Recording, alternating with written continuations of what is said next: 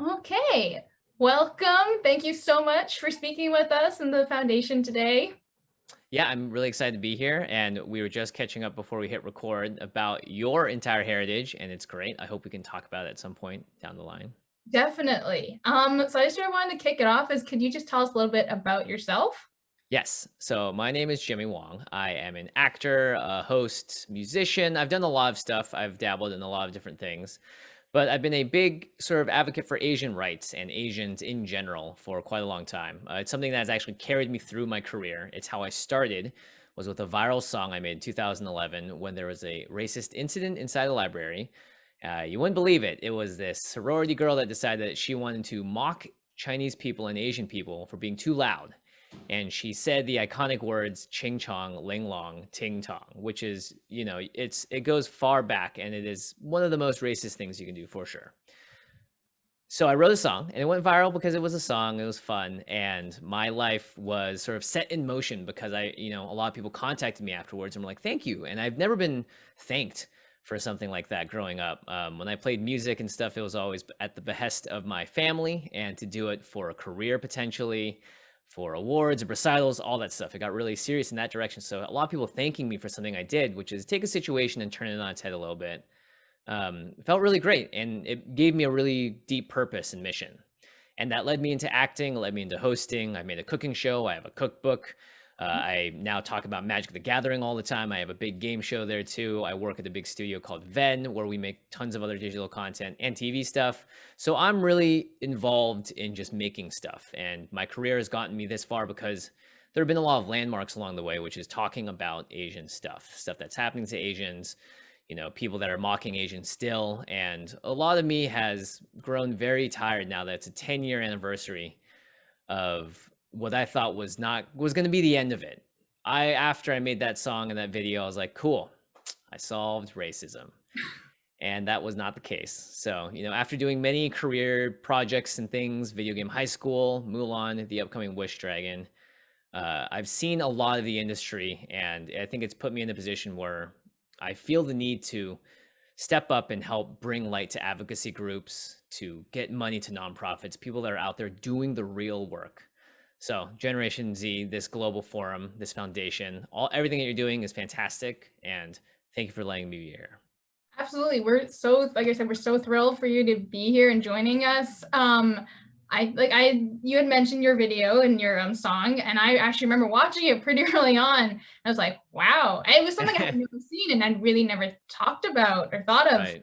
And I was still I think I was 13 at the time, and it was something that What was, did you think? You were in what, middle school? yeah. What did you think about it? What were your honest thoughts? This is fascinating to me, by the way. Like I said, I think it was, so as we talked about before we started recording, I am adopted and I'm a transracial adoptee. So that means that my parents are not Asian. They're Italian American and Irish American. So Cool. having those sort of conversations about race can be a little bit difficult sometimes because I can't exactly appreciate what the experience is as being an Asian American or not. So I think it was something where it was sort of the first experience where I heard about it in the news, and I was at the age of starting to think more about my race and thinking more about, I'm Chinese, I don't necessarily look like my parents. And it was a moment for me where I was thinking, I hadn't really directly experienced it yet. I think my experience is mostly the more subtle signs of like, oh, why are your eyes like that? Or the more subtle comments that were never that more overt. And it was a good conversation to have. Interesting. Well, that's great. Yeah, I think what you said about not being overt is kind of a thing a lot of Asians suffer through, which is we always other each other in different ways. We other our parents from us, we other our siblings from us. We just do it and of course, it's really easy when you can do it to a larger idea, an image, a thing. And so doing that, I think, to each other is what creates that tension of that overtness and the sort of the undertones of that behavior and how it feels. And I think that video I made, it was just like, I can't believe this person went on YouTube, put this video out. It got like 4 million views within hours. It blew up super quickly. And news was posted about it and stuff. And I was just like, I can't believe they said that. Like, they were overt about it. And I stepped up and I said something. I played the song, And flash forward 10 years, we are literally getting murdered in the streets. It's a different kind of murder, if I can be like, I don't know if I can even classify something like that. But it's one of those things where I think tensions have boiled over to the point in this country where that's just where we're at. You know, I mean, if you look about why Black Lives Matter happened, it was about so much more. But at the very top of it, the worst of it, I think, is just killing someone in cold blood in public and letting it just get by because of the institution of whatever you want to put it on. And Asians, right, our struggle is always going to be different because we look different and we've been othered in a different way. So it's an internment camp, potentially. It's the Chinese Exclusion Act.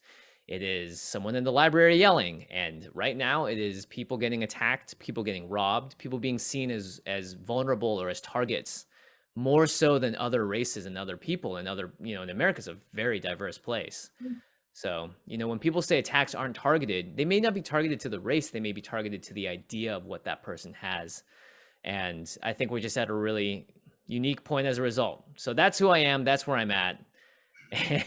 And now I'm starting to speak up again because I'm trying to honestly find a way to fix this without just throw money at it or, you know, whatever it is. There's something deeper that needs to happen. And that sort of actually leads me to my next question of, do you have any advice for how to have these conversations? You've definitely taken the musical road to sort of have those conversations, and maybe a more lighthearted approach where I think that different conversations can get so sensitive and they can get really intense. And I guess sort of, what is your approach to having these types of difficult conversations?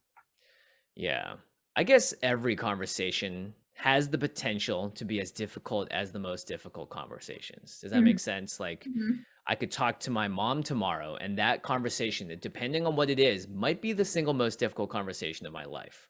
True. I could talk to my best friend about something that happened in the past, and that could be the most, you know? So I think for difficult conversations, one thing I learned that was really important was humor and comedy, right, does have a lot of potential to deflate what that tension is otherwise. And I did that with a song. I did that with a joke. I've done that over the years with tweets and all that stuff.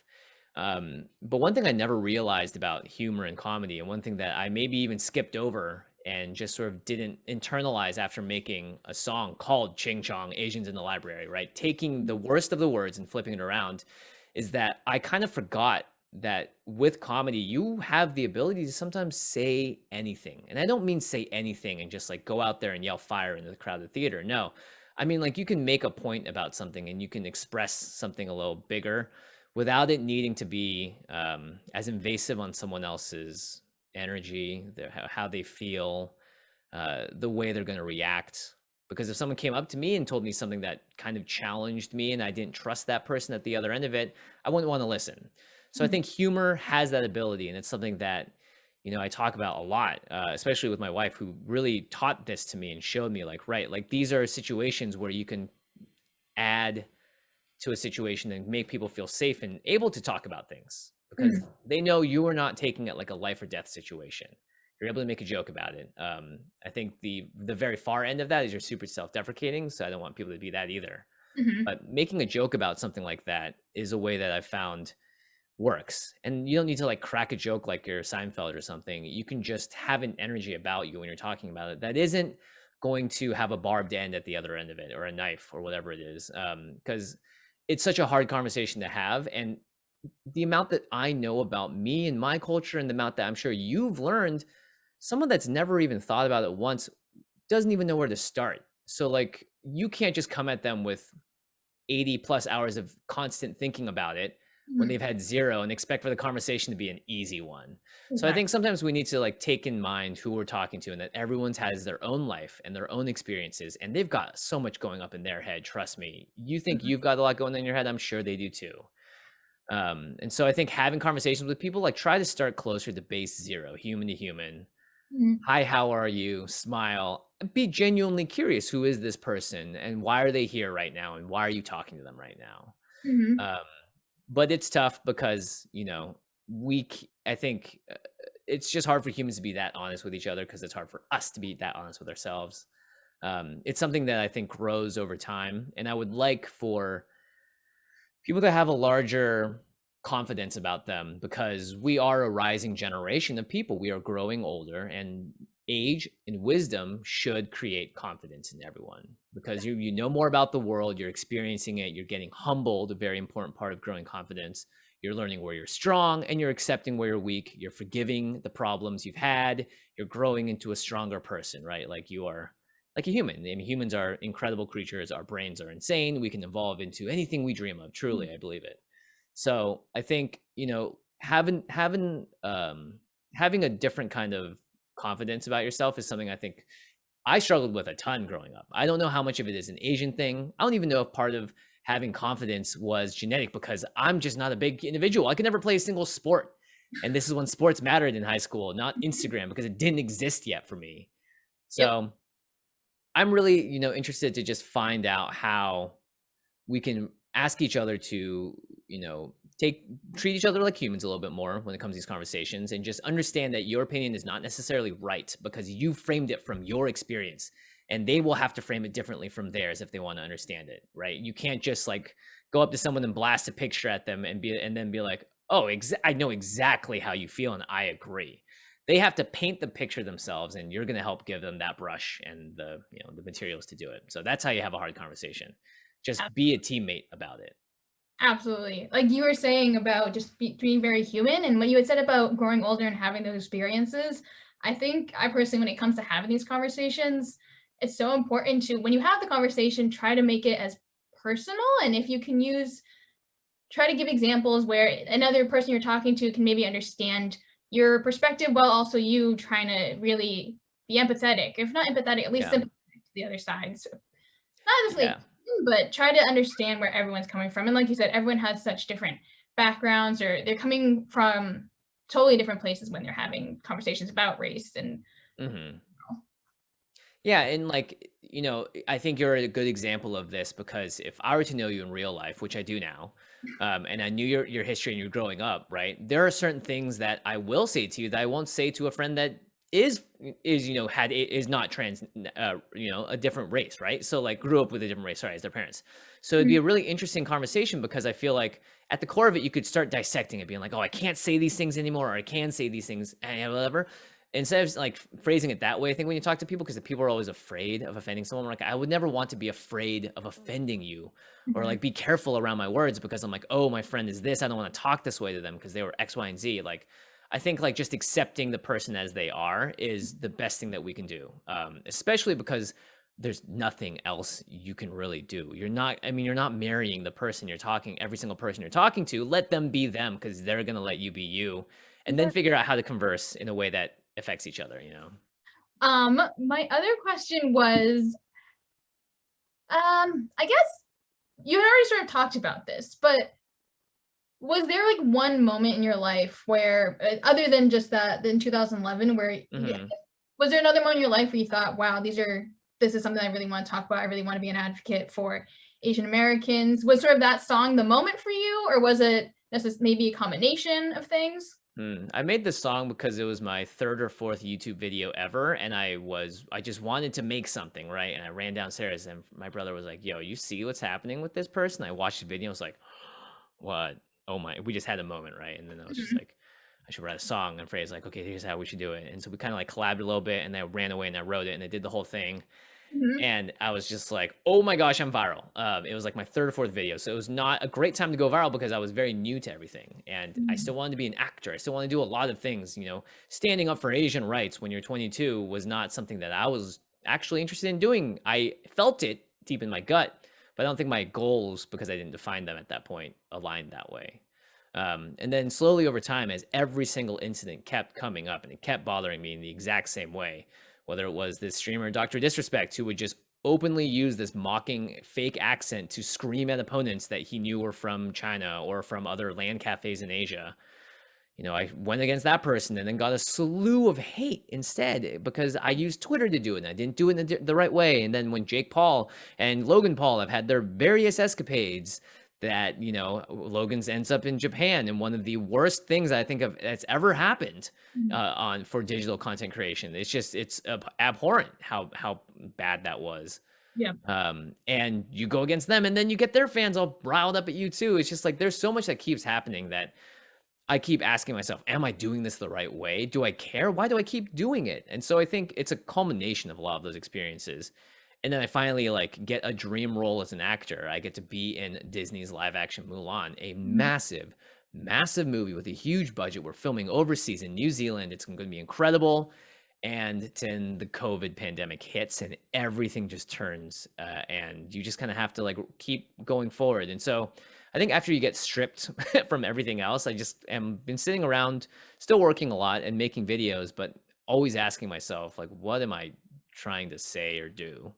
Mhm. And the advocacy part has been the one constant through everything. And I think everything else that I am as a person hopefully fits around it in a nice enough shell that I can host and create and teach and continue to maybe not make a song, but definitely do a song and dance if you want to take Mhm. it a little more metaphorically. You were mentioning how like the platform that you use influences me how you communicate a message. And so I'm curious, what role do you think social media is playing in these events, It's, and hmm, how do you use social media? I don't want to say the right way, but is there a certain strategy depending on Instagram versus Twitter? I mean, just stop using it. No, it's tough. We gave everyone a way to constantly talk, and constantly make their voice heard.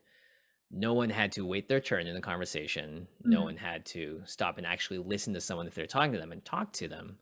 We just started talking out loud. And that's what social media has become. And it's going to never go away, Mhm.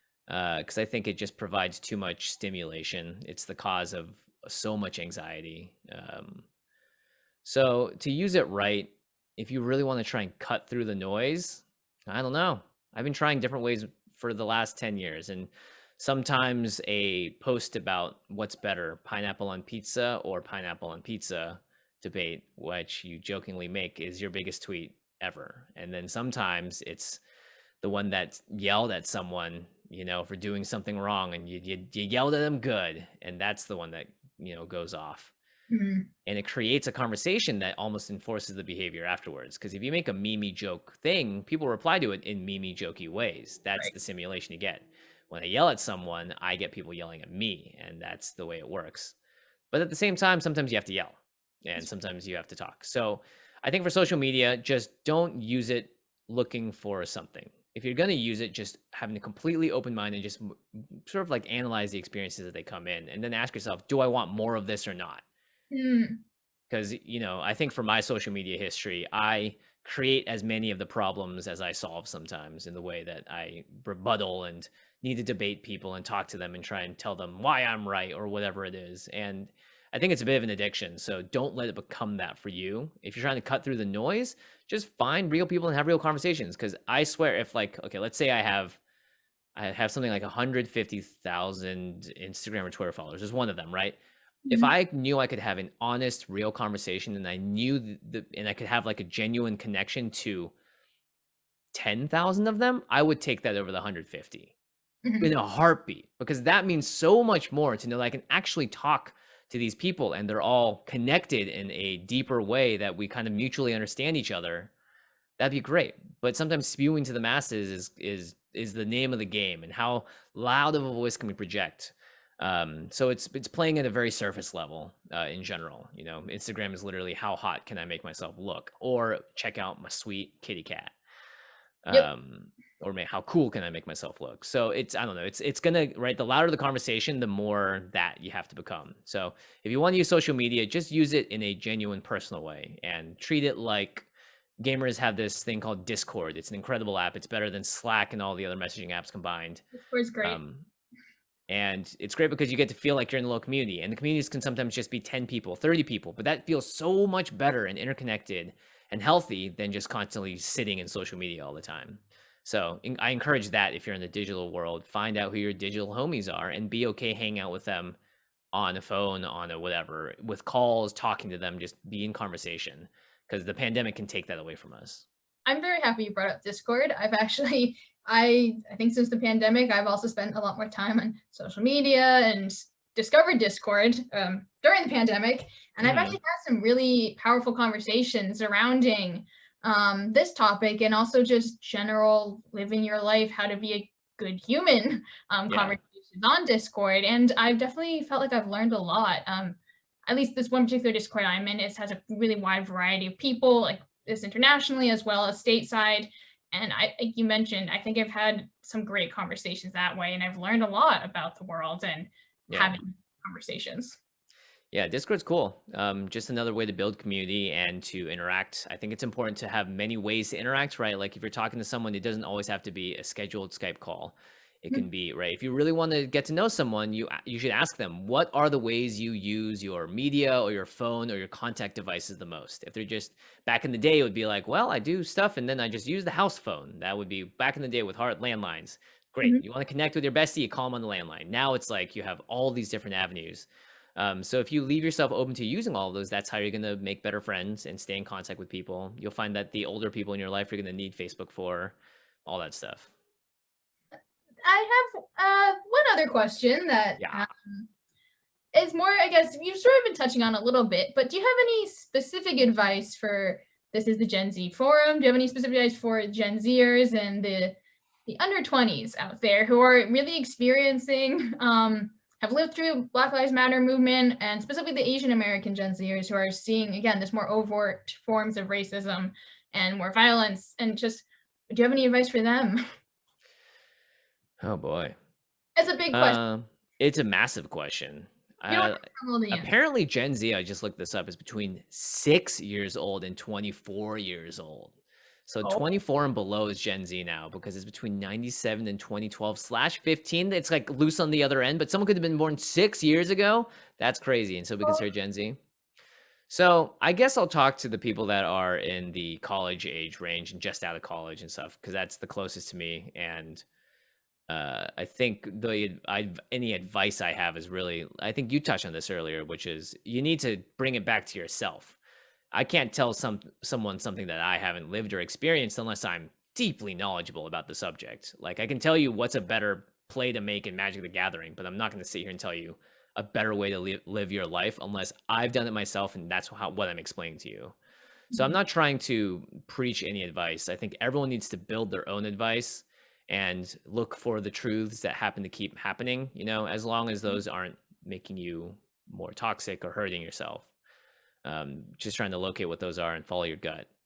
At this point, when you're about to launch into the world, if you have a safety blanket, definitely keep it on as long as you need, with the goal of getting out of it. So if you happen to be living with your parents, if you happen to be in a situation where, the pandemic has just not needed you to go anywhere, I think still very important to learn how to plan to get out of that at some point, because you're going to be going somewhere in your life, and don't get trapped at home your whole life unless you really are about that.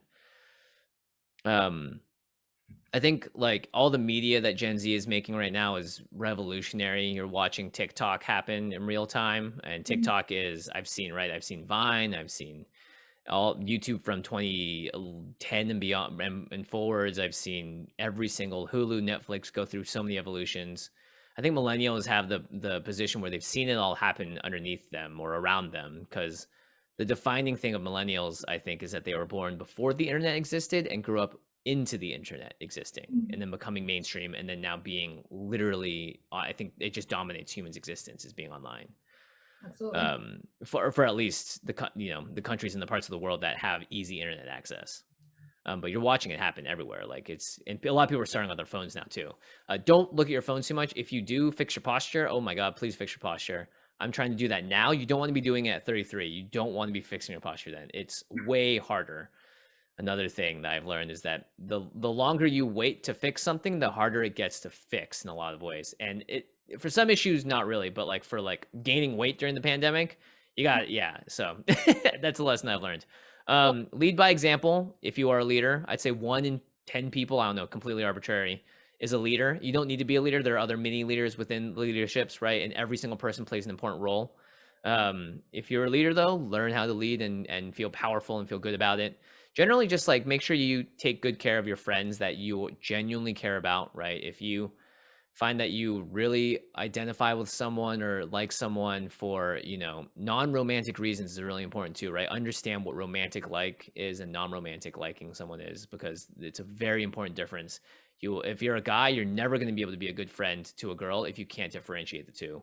And that is something that I think so many young men suffer with, because our emotional ability, or at least my emotional ability, is 0 to nothing, especially as an Asian. I had to grow it myself, and I didn't know what was going on because I didn't see it much, right, growing up. So that's my advice, right? Like, don't do anything.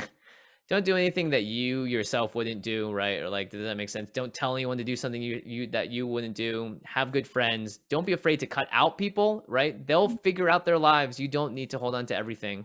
Mm-hmm. And don't get addicted to social media. I don't think I can stop anyone from getting addicted to using their phone, though, because it's the thing that connects us to the rest of it.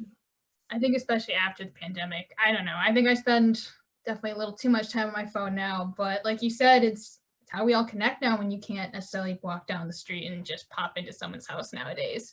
But Yeah, I can't wait. I can't wait to do that again. I'm excited. I think part of me is also hoping that because we've all been stuck in our houses and we haven't been able to just pop down the street, I'm hoping once things are safer, it'll just make us that much more excited to actually go out and have those I think so. person interactions. Yeah. Those days at least. Yeah, and do it smart. Don't go to like big things if you're not ready to be overwhelmed by a crowd. Because I remember even just going grocery shopping the first time I know it was busy, I was like traumatized. I was like, I can't.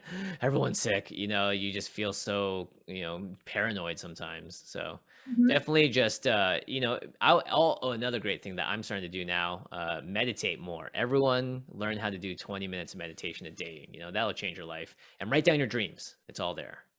I feel like I've always wanted to start a dream journal. It never happened though. Then just do it. Doesn't take much else than just starting. That is actually all my questions I had. If you have anything that you really wanted to talk about, anything in particular that you felt that this forum could really benefit from?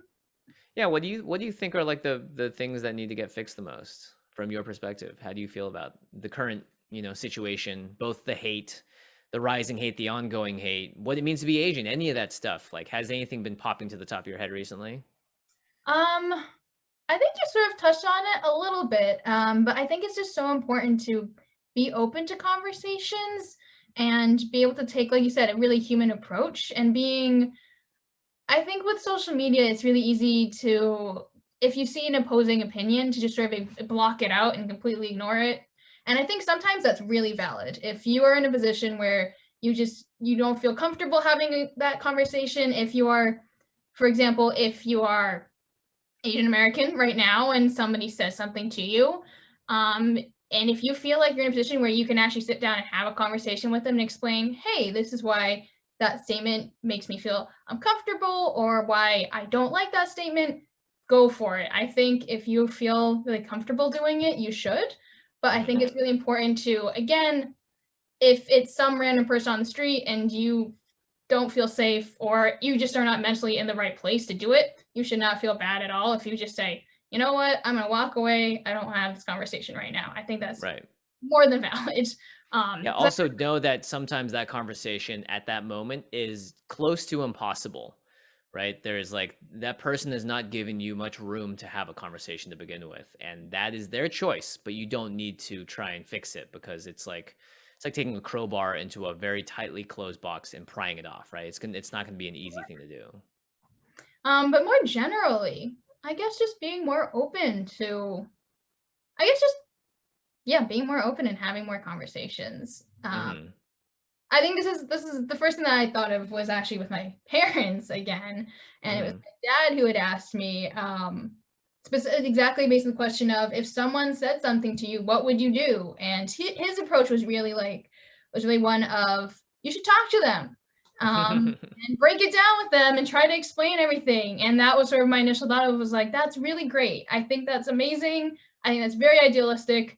I just don't think it's going to always happen in reality. And I think it's sort of like that conversation of getting into the arguments in a Facebook comment section. I don't know how productive that is. It might feel good, maybe feel a little rewarding in the moment, but I don't know if anyone's learning anything, or if you're going to really understand anyone's perspectives in the Facebook argument section. Yeah, it's true. I mean, you're just kind of throwing things around left and right. It's like you're going to a snowball fight. Everyone gets snow on them. You know, Yep. some people get pelted a little harder, and some people try and pelt really hard themselves. It's going to get messy, I think. And at the end of the day, you dry off, and you're right. Maybe things don't change as much. Honestly, the only way to change someone else is to know that you can't change them. They have to make the choice for themselves. So I've stopped trying to be as much of the Mr. I'm always correct person. It still props up from time to time. Maybe it's a neuroses of mine. And it's also fine, I think, to always think about your parents when it comes to how did they inform you, how did they teach you, and what do they think? Because you know, you are very much, all of us are very much products of our upbringing. So I think that's good to know. I think your dad, it's very cute that he said that. I think that's a very noble thing to say. I could totally see someone doing that. He takes a very idealistic approach, and I really appreciate it. He gives me a lot of he hypes me up a lot, and it's like, you can Oh, do that's it. great. So I Nice. really appreciate that. Yeah. Well, take it that, you know, and hype other friends up too. Being hyped up, you know, having that validation is really Mhm. important. A lot of us just have been not given it because of our upbringing. A lot of Asian families that I know, right? A lot of my friends, and maybe this is just because we've gravitated towards each other, who knows?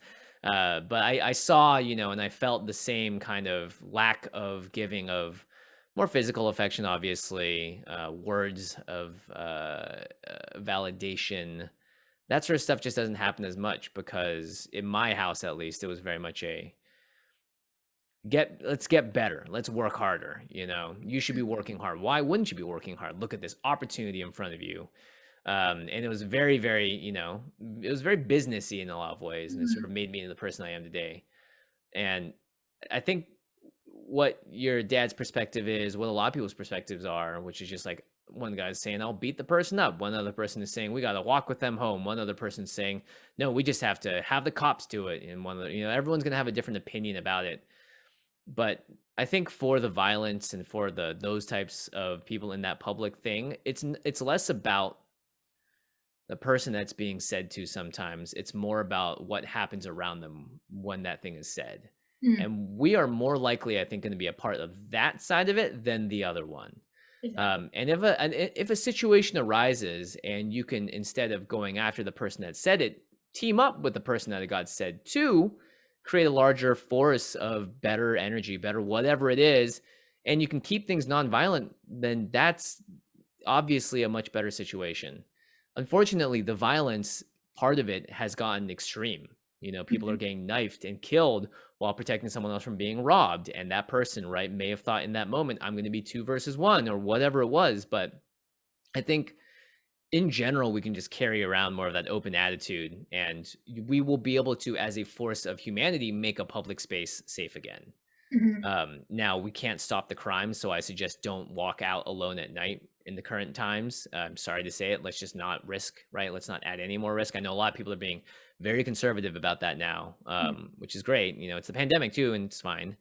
Just stay out during the day in public places, but it's tough. There's so much to unpack, and there's not much we can do to fix it other than say, hope it goes away.